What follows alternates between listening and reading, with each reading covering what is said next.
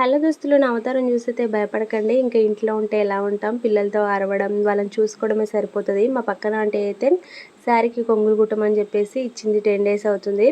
ఇంకా దీన్ని అయితే అస్సలు కుట్టలేదనమాట. ఈరోజు అయితే కుడుతున్నాను. ఇంకా యూట్యూబ్లో వీడియోస్ పెట్టడానికే సరిపోతుంది. ఇంకా యూట్యూబ్లో వీడియోస్ అయితే పెడుతున్నాను కానీ నాకు సరైన రీచ్ రావట్లేదు. అదే కొంచెం బాధ అనిపిస్తుంది.